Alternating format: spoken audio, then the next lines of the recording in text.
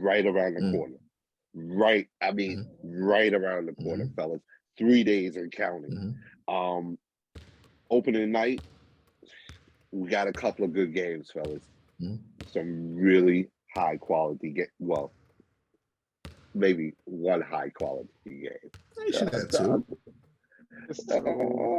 Maybe depends on what type of Lakers team we get. Everybody's undefeated, Mo. Everyone's undefeated. Okay, that's what y'all telling me. We got the 76ers playing the Celtics opening night, as well as the Lakers versus Warriors. Should be a good one as well. With that 76ers Celtics game, we got a whole bunch of questions about this, guys. 76ers. First, let me ask you guys: have you guys had a chance to see either of these teams during the preseason? Yeah, I actually saw Boston last night. I mean, they look good as expected. Robert Williams is minus sans Robert Williams in their head coach, of course. But that's a big one. Yeah, Tatum looks good. Brown, it's what I saw. What I expected to see. Hill, did you get a chance to see the Sixers?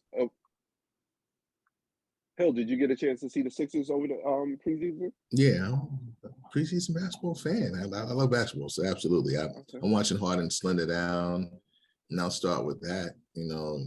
He's having people now slip and fall, go back to his old ways. The crossover seems to be back in prime form. That's the key right there. It sounds like you are confirming that this is going to be a comeback season for your man Harden. Is that where you're at? Yeah, no, he had can we stamp this on? He had a bad season in 24-9 last year. It was unacceptable. Unacceptable. So yes, I'm looking for a big comeback season for James Harden. Absolutely. Okay. Wow. Pete, are you looking for that same type of comeback season for Harden, or you think he's going to have to start to play differently? Again, I'm a stats guy. Statistically, he didn't have a bad season. I think it really you saw depends. the games, right? Yeah, but I think it depends. I think it depends on the wins and losses. Like that's what he's going to be measured by. Like we've seen him score 35 a game. Like he's solidified. We know he's one of the greatest scorers in NBA history. It's just really, it's not even a regular season. It's the 76ers postseason success. That's ultimately how we're going to judge James Harden this year. Yeah, no, agreed. Now, and since we're asking about, hey, is this going to be a comeback season for James Harden? Do you think with him coming back that this 76ers team should be the favorites in the East at this point? Absolutely not. No games played, of course. No. That team, even if Harden plays like he's capable of playing, and Embiid plays at the MVP level that I think he's going to be, if healthy, for the next 5 years, he's in the running. The team is good. I don't think it's a championship team. Not at all. I think it's seriously flawed. Yeah, like hold on. Let's go back to that. You say you think it's seriously flawed, Hill. Why do you say that? I mean, outside of Curry and what's Kamzat? Like, they don't have that much of outside shooting support. They don't have Curry. Yeah. Curry's going as well. He's a Brooklyn Net, brother. Yeah. Shows you what I'm and I think he's been there for half the season last year too. So that says a lot. Well, I guess Melton is a nice swing player, which I like. They got from Memphis, but that's their shooting in it. Excuse me for the Curry thing, but their lack of outside shooting is what you have a lot of playmakers. Now, a lot of people, to your point, a lot of people are thinking that Max is going to make another big leap this year and could possibly provide that outside shooting. A lot of people are even talking that, hey, because they believe that this is going to be a comeback season for James Harden, but they believe that it's going to be a comeback season in the sense that he's going to revert to trying to be a traditional point guard or more of the point guard that we saw in Brooklyn, where he was more trying to facilitate action as opposed to, hey, I want to score and lead the team and score. And that, hey, Maxey will be that second option, and be, of course, being the first option. And James Harden will be looking to be more of a facilitator, looking to be more of a playmaker as far as getting other individuals involved and opening up Maxey's game to another level. Do you think that's something that can happen? That's realistic to think that could happen? Yeah, no, I think Maxey's a very good playmaker now. If he takes another step, he could be a great playmaker. But this is a three-point league. So I think Maxey, even if Harden's a traditional point guard, which they want him to be, it's still to facilitate, to open up, and the two-point shot has been denigrated now. I mean, so you need shooters. So I don't see how their roster is made out to be such. Yeah. I mean, it seemed like more of a gritty Doc Rivers more team now, and add in PJ Tucker, Melton. I mean, these are good two-way, players. But no faith in Tobias Harris possibly turning that corner and being the scorer that you're talking about. Yeah, we know he's but scorers, I think they have a lot of. Yeah, but turning the corner, he's like 10 years in. Yeah. At this point, Tobias Harris is what he is. And I think this is a possible 51 team that loses in the second round. That's how I look at Philly. They'll have a good season, but championship aspirations, I don't see it. Yeah, I don't see them constructed to win a championship. I think they're a good team, and I don't know, should they be commended for that? I don't really know how to say it. I mean, the whole goal is to win a championship, and I don't see it. And one of their best three-point shooters to me is probably Embiid. Yeah, if they do, Embiid and Harden, they'll be playing out of their minds. If they make it past the second round, Eastern Conference Finals, that means Harden and Embiid just played out their minds this year, which is possible. These are these are two. Anybody would want these two players to be their best two players on their team. It's more of an indictment on the surrounding parts. It's not really them. In my eyes. I mean, historically, me watching basketball seems to be the Philly construct. Like, I can't think of any really good three-point shooters outside of like Hersey Hawkins. Yeah, Philly not exactly known for the three-point shot. Traditionally, yeah, you're right when you think about it. And since we talked about Embiid a little bit, I know it's something that we didn't talk about off there, but what do you think are his chances of securing the MVP this year? He'll be in a race. Yeah. Securing it? I thought he secured it last year. Yeah, I thought he should have won it last year. It's just a bias. I don't know. Yeah, I thought he secured it last year. If he's going to do the same thing last year, I just think it's just a personal feel from the voters. I mean, I don't think it's any more than he can do. I gave him the MVP last year. So do you think at this point, if he doesn't secure the MVP this year or next year, that he more than likely won't get it? I don't know. It depends on the right. I think Doncic is pretty much slated to win it this year already. Yeah, like he was the year if before. If he just stays status quo. In the year before that, it's the story, the storylines and all of that. I agree with both of you. I think Embiid should have won it last year. So. I don't know. You know my thoughts on the MVP award in a way, but we don't have time for that. But we'll talk about 76ers. Let's talk a little bit about the Celtics. How do we think they're going to be able to handle this season, considering what's happened with their coach, Udoka, and his suspension? And I feel like that story is still being written as we speak, as far as the details we'll eventually find out about why he was suspended for the entire year. Do we think that's going to have a major impact on this team and their attempts to get back to the championship? No. He doesn't play. Like, obviously it affects the team, it affects the franchise. You have to answer all these questions. You have a new coach. The system's in place. Tatum, Brown, Smart are in place.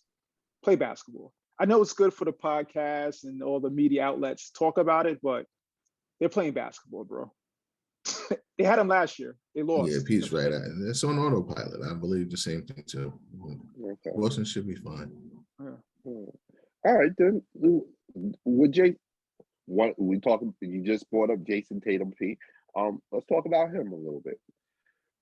This season, can he take another step toward the superstardom that he's chasing right now? Well, what is that? That's the championship. That's all he got left to do. Right? He made it to the finals. So to me, that question is, will Boston win it all? No. Like, I'm sorry. Like, I'm locked into these questions at this point. I think they're a good team. But is that all? What else does he have to do? So are we saying that he's a superstar already? No. I think he's a star. I don't think he's a superstar. I don't think he'll become a superstar. I think he's Paul George. Whatever that means to you. That's fair. That's fair. I think he's Paul George. Hell of a player. I like Tatum's game. I like Paul George's game. Yeah, definitely. But do I put them with Giannis, KD, Steph, LeBron? No. No. Levels. Yeah. I mean, he was making jumps. I think I prematurely thought that Tatum was taking the steps to get there. I guess watching the Brooklyn series, and then watching the Milwaukee series. And Milwaukee was understaffed, I must say. I don't have him there either, I must admit, but I thought he was going in the right direction. It was just a drop off in the finals. It was a disappointment. Now, let me ask you guys this. There have been reports out there regarding the finals and Jason Tatum that, hey, he was injured. He had a fractured, I believe they say, a wrist. I don't know if it was his shooting hand or not, but he had a fractured wrist since the second round of the playoffs, and that might have been part of the reason why we saw the drop off in the finals the way we did from the previous rounds. At least he's not bringing that up as an excuse. It's other reporters or people close to the team making this report that, hey, he did have a fractured wrist, and that could have been part of the reason why we saw that. Like you said, Hill, it was I dare say dramatic drop off from his performance in those previous first two rounds, as opposed to the finals championship round. So does that sway your opinion on his path or where he's at? I mean, well, would it sway your opinion if I told you I had the flu 2 days ago and I didn't go to work? Not really, right? You know what I'm saying? Like, if I'm sick, I stay home. And if I'm sick and I go to work, and I tell someone at work that I'm here, but I got the flu, they should tell me the exact same thing. Like, I don't care. You're here. It doesn't matter. If he's injured, he shouldn't have been playing. If he's injured and played through, I'm not going to say, oh, he's just warrior or something like that. No, you're playing. You're just good enough to play. You have great, high tolerance to play. Whoop-de-doo. For me, you don't get anything special for anything in that nature. If you're out there playing, that means you are healthy to me. Okay, said P. Yeah. What about you, man? Does this sway you at all? I mean, if you haven't figured it out by now, if you haven't figured it out now, we all grew up together. Yeah, it's the Michael Jordan thing, right? I remember him playing Steve Smith. Steve Smith saying, "Oh, I'm a little under the weather." Okay, you shouldn't have came out here then. Like, you know what I mean? If you're on the court, you're on the court. Your injury, your wrist, your leg, I don't care. Get it done. Because if he had won, they would have said, "Oh my God, Mamba mentality. He powered through it." He did, but he didn't. So at the end of the day, Tatum had a hell of a run in the playoffs. Probably a top 10 player at this point. and then he lost in the NBA Finals. Mm-hmm. I don't care about the doctor report, the injury report. It does. I'm sure Steph might have had a nagging injury. Clay might have had a nagging injury. Wiggins. Mm-hmm. It happens. You play 82 games within the postseason, you're not going to be 100% healthy. Nobody is. So this means nothing to me. Is he healthy now? Yes, Hill. No, why I say yes, Hill? I saw him playing last night. I saw him play Toronto in a preseason game. So in my mind, he's healthy. If he wasn't, so he had surgery, it healed itself. Yeah. I didn't hear any off-season surgery. I guess time healed it. I didn't hear any off-season. From the reports I read, it was a slight fracture, like a little hairline fracture thing. So I'm assuming it could be healed. And again, I just want to reiterate. I think Tatum's probably like a top. He's a really good player, but yeah, there's nothing wrong with that though. That's a heck of an accomplishment to be a very good player in a league in which, what do you have, 300 out of so odd millions who made the league? That's a heck of a statement to say that you're a very good player, but elite, no, he's not yet. We talked about Jason. Let's talk about his partner in crime, Mr. Jaylen Brown. Do we think there's going to be any negative effects from the trade discussions that Boston was having with the Brooklyn Nets revolving around Jaylen Brown and possible Kevin Durant trade? I mean, Jaylen to me is the utmost professional, so I don't think it'll affect him on the court. Okay. Off the court, I'm sure it's in the back of his head and said negotiations are going to be fun. You know what I mean? I'm going to give y'all what I give y'all here, boss. I'm going to try to win a championship. But there's no way you guys could jostle around my name like that. And because he's probably feeling like, why wasn't Tatum's name, put in the same way? Like, I think I had a better finals than him. I could probably feel like I'm better than he is.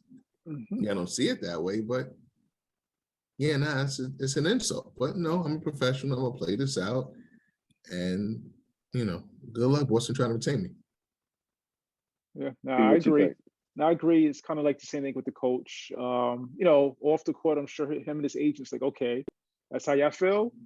We'll see when the season's over, and you have to back the truck up. But on the court, like Hill said, he seems like a consummate professional. Mm-hmm. Again, I saw the game last night. He looked like he's ready for the season, easily. You know what I mean? Another guy, I like his game. First time All-Star last year. I expect him to build on that, and we'll see at the end of the season, Boston, see what they're going to do. But I don't think it's going to affect his on-the-court performance at all. Yeah, him and Robert Williams to me is the key. That team, I think those two players, I feel they should build around those two. You and KG. I was watching. Shout out to KG's show on Showtime. And he's pretty much not picking Boston to win it, get out the East because he's not sure about Robert Williams. Mm-hmm. So people do look at him like a very intricate part to that squad. Yeah. Mm-hmm. Wow. Okay. And see, wow. Okay. Whew. You got Boston repeating Mo? Yeah, Mo. Not at all. Not at all. I think even with a healthy Robert Williams, if he's feeling the best that he's ever felt, and I don't see them getting past Milwaukee at this point. And if Miami stays healthy, I don't see them getting past them either. Yeah, no. I mean, I like Boston. I can see them beating both of those teams. Yeah. And I can see them losing to Milwaukee. I can't see them losing to Miami. There's no way they should lose to Miami. No way. I can see them losing to a healthy Milwaukee team. But I can see Boston beating Milwaukee. Yeah. But I mean, if Boston goes back in the East, I wouldn't be surprised. They have a good team. Yeah, very good. Yeah, very good team. The other game on the slate for opening night is Lakers versus Warriors. Mm-hmm. Oh man, this is a tough one. It's so many different storylines on this game. I guess the first question, and just to get it out the way, because I have a feeling what we're all going to say, Do we think AD can stay healthy? And what I mean by stay healthy, I'm gonna give a number. I want him to play at least 62 games. Should be happy for that. That's not bad. At least 62 games. Yeah, that's can he stay healthy? And that's what I'm gonna call healthy. That he plays at least 62 games. Wow. Do we think he can do that? I mean, I would hope so. I mean, you would pray for over 75 to 82, but right, yeah, 62, sure. Like you have to sign up for that now since he's given what quarter of seasons. Sure, 62.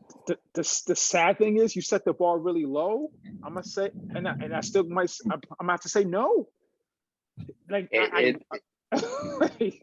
he just hasn't shown it. You know, I want him to score 8. I want him to play 82 games. I think he's a talented guy. I want to see him out there, but his history tells me 62 games might be a tall ask for him. It's crazy to say that, but yeah. So no, to answer your question, no. Yeah, and Darvin Ham is just going to have his hands full on how to give him and LeBron the proper rest and maintain the personalities of Bev and Westbrook, who seems to be going off the rails, but maintaining that management that needs for AD to stay on the court, and LeBron to some extent is a tricky situation. I mean, because I think they're going to need every game to make the playoffs, but at the same time, we're going to need them as healthy as possible to get you to the playoffs. So that dynamics is going to be a little rough for a first year coach. Let me ask you this. Hey, do you think Darvin Ham, to your point, should he adopt the San Antonio, resting players approach, or sitting players during key games or during back-to-backs or stuff like that? I know the NBA has made a concerted effort to kind of reduce that with the scheduling, as far as scheduling back-to-backs a little further out, or not having them follow up each other, where a team is playing back to back and then back to back. Do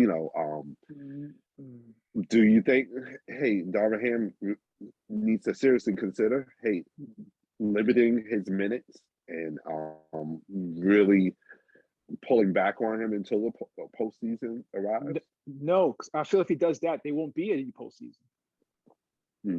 Like if you sit LeBron and AD, you're pretty much saying we're not winning tonight. So I don't think they have that luxury. I mean, maybe maybe they could prove me wrong, but to me, that if I turn on TV and LeBron and AD's not playing, I'm not even watching. What's the point of watching? I know the outcome of this game. I mean, the Lakers, the way they are, I mean, if you don't sit them and if you play them, they might not make the playoffs.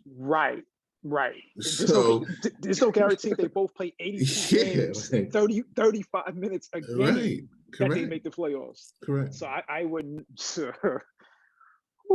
But he has to find a way in game to find these breathers in which you have to extend these guys' season.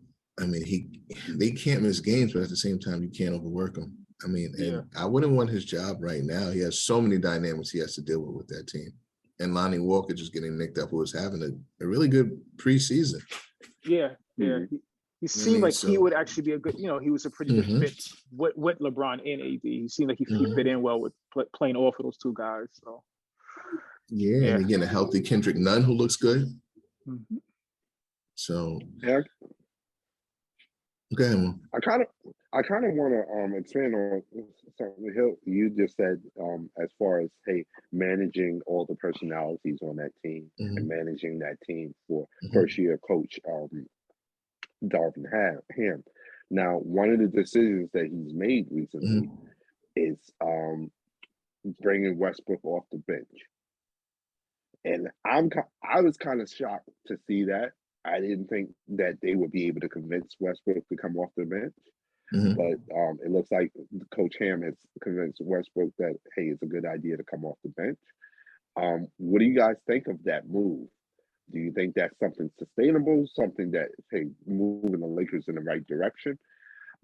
I personally think it's moving the Lakers in the right direction as far as how they deal with Russell Westbrook and try to utilize his talents to move the team forward. What are your guys' impressions on that move? First of all, I just think it highlights that that's a bad contract. Because you're paying what, $40 million for your six man? Yeah, I think it's like 45. Okay, it's close to $50 million. Yeah. For Jamal Crawford and Lou Williams, basically, for your six man. And no, Jamal Crawford and Lou Williams are good players. No. Wow. No way. Listen, I know it's a hard pill to swallow, and you tried every trade option that you had. It didn't work. The best thing I would do is I would leave him home. He's gonna be a malcontent coming off the bench. He's not good enough to run that second team, which they're trying to run. You're gonna have moments in which the Lakers are gonna be up by 6 and they're gonna be down by 12 once that second unit comes in, because he's not a good decision maker.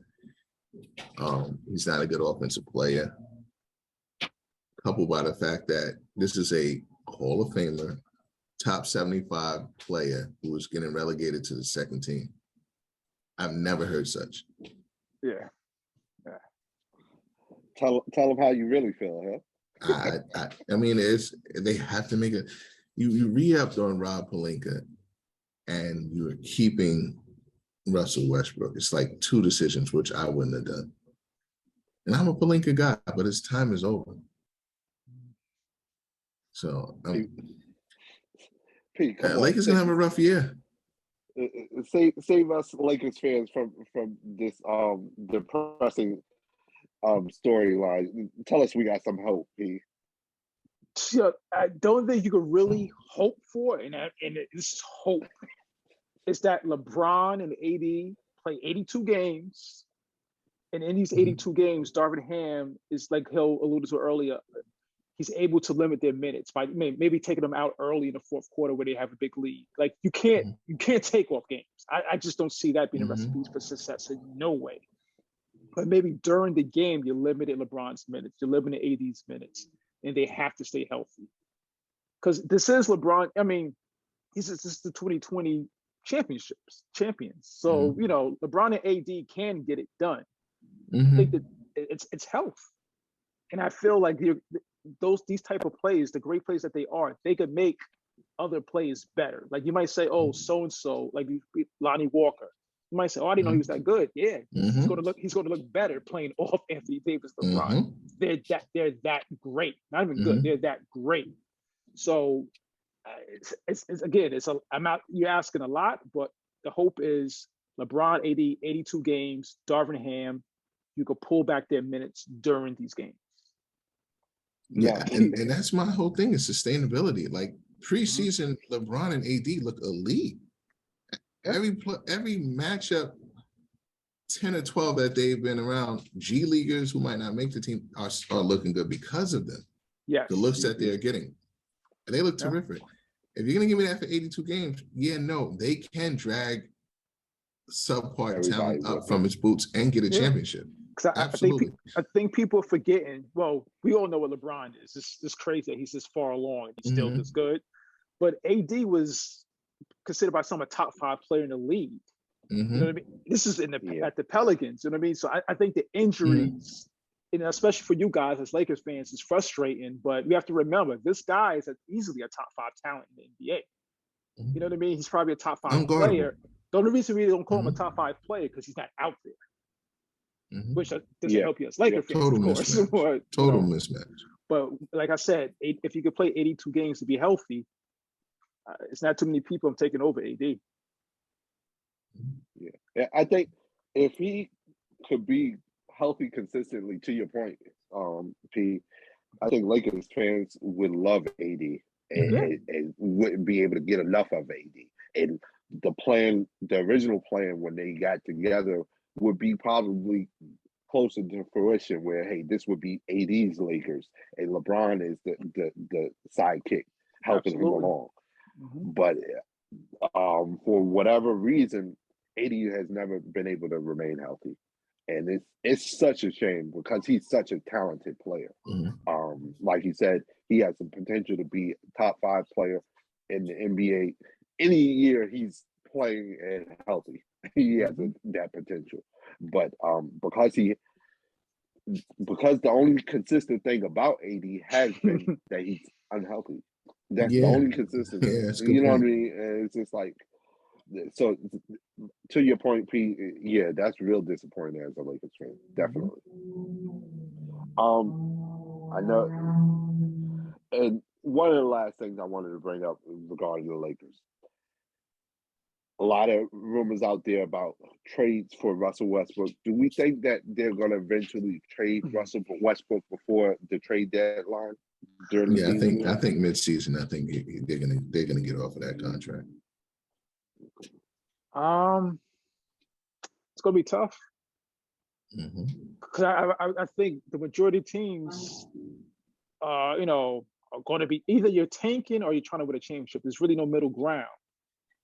I don't know how many teams think Westbrook could help at this point, could help them win a championship. So you're not bringing them on for that. And if you're tanking, you don't want one of the hardest playing guys to ever, lace him up on your team either. So unless you're trading him and you're going to buy him out or tell him to stay home, exactly why are you trading for Russell Westbrook at this point? I think that's the issue. I think most tanking teams are probably going to take him on. I think that would be the case. Like a San Antonio, Utah Jazz. They just have him stay home, or okay, possibly play it out. Just a decent expiring contract. Again, pennies on the dollar for it. They're not paying the entire season for it. They didn't want taking the whole 40, and it gives face to whoever franchise they're doing that they're actually giving you some type of a competitive player to mask the fact that they're totally tanking.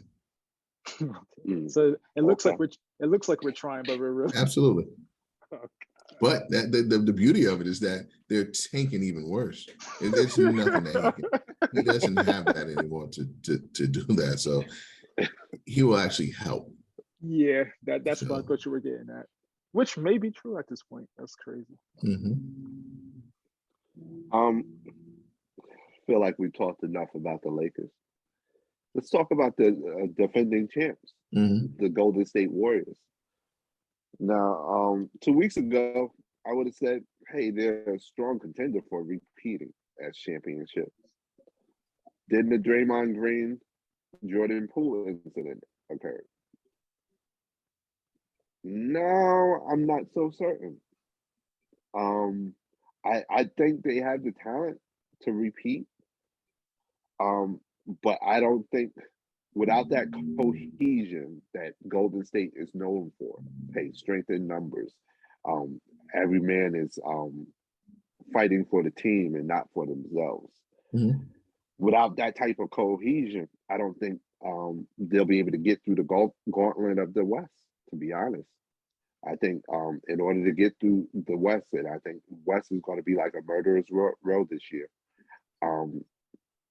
I think they have to have that cohesion, that glue, that connective tissue between each other, that allows them to move past competition and get past competition.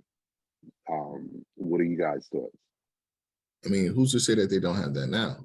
I mean, you had a fight. You know what I'm saying? Jordan Poole was just offered 4 for 140, which I'm sure he's going to sign, which means he's going to stay in Golden State. That's just dropped.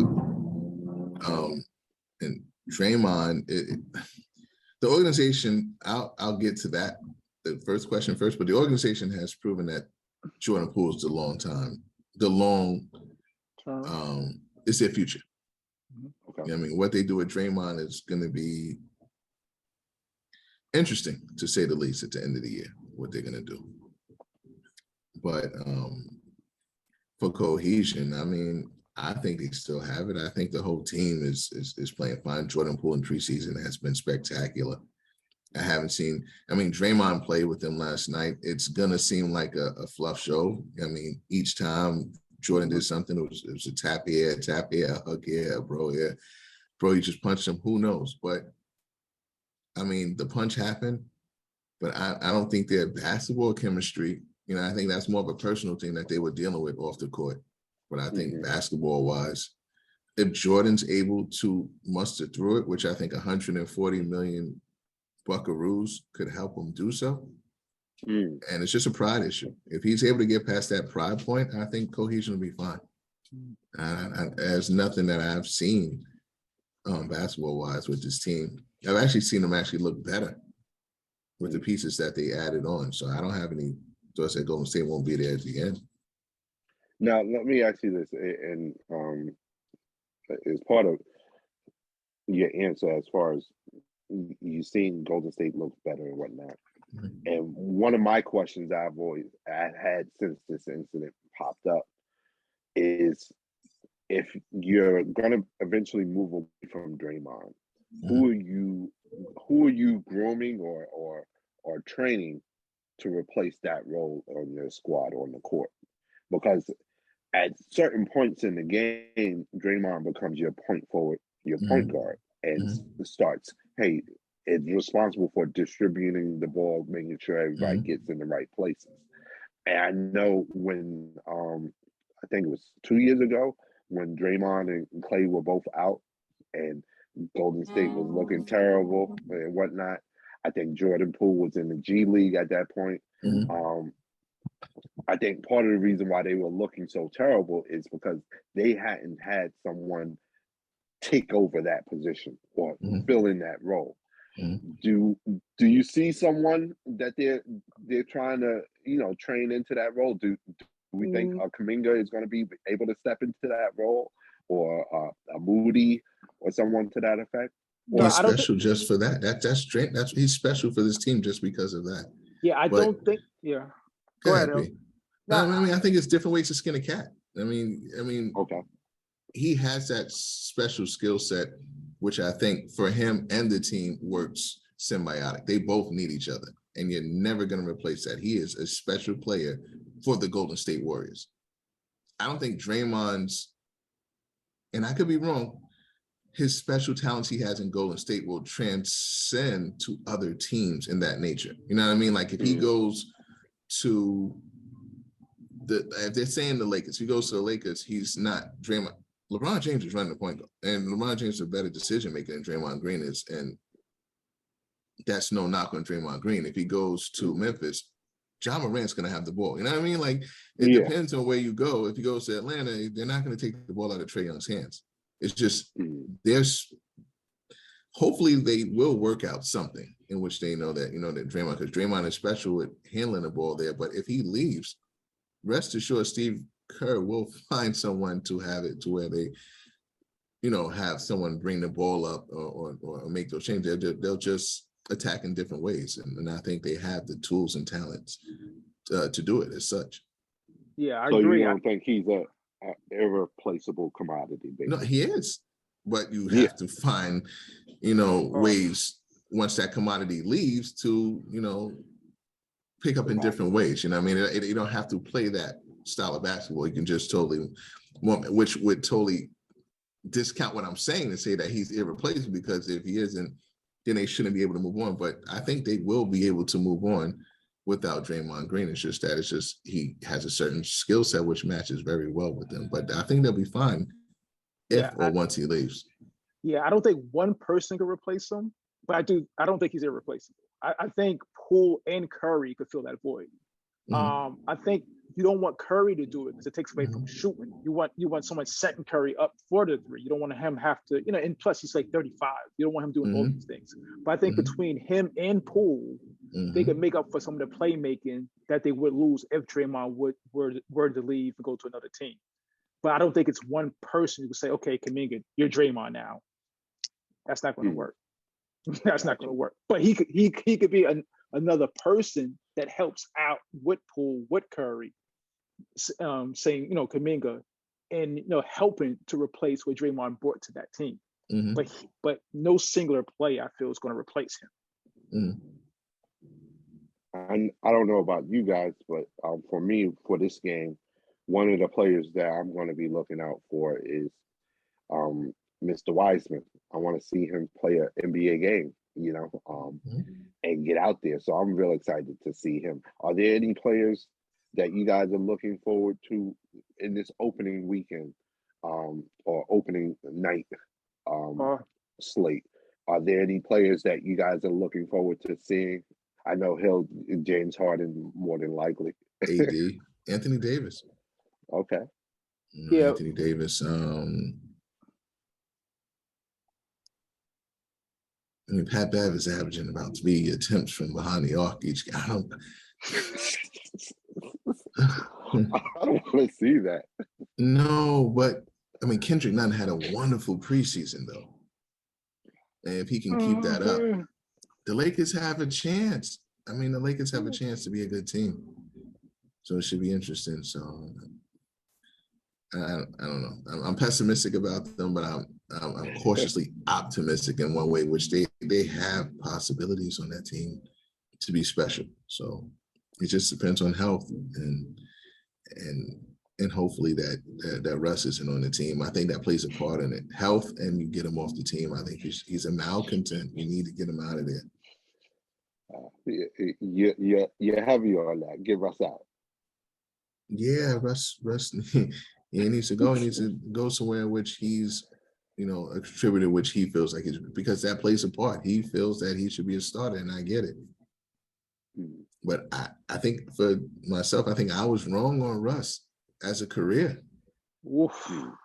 You know what I mean? Like I don't see Russ any different from here now from OKC to now. I mean, he's dealing with a hammy right now, so we're talking right. He's less athletic as before, but decision making is the reason why KD got out of there. I mean, he's never been that great of a shooter. I mean, he's a heck of a playmaker. So, and he's doing that now, but they're all for the bad reasons. So I just have to take a look back on some of those OKC teams in which maybe I just overrated him a bit, from a career standpoint. Me personally, I know a lot of people say like he's one of the all-time great point guards. I totally disagree with that, but again, it's my opinion only. So like I said, it's interesting at the minimum. Hey guys, let us know what you guys think. What do you think about the NBA's opening night slate? What do you think about Russell Westbrook and his career? Do you think it's a Hall of Fame career? Hey, let us know. Hit us up on social media. You can hit us up on Facebook, Instagram, TikTok. Also, don't forget to subscribe on YouTube and hit the notification button so that you'll know when the next video is coming out. Also, you can email us directly at weneedthefifth@gmail.com.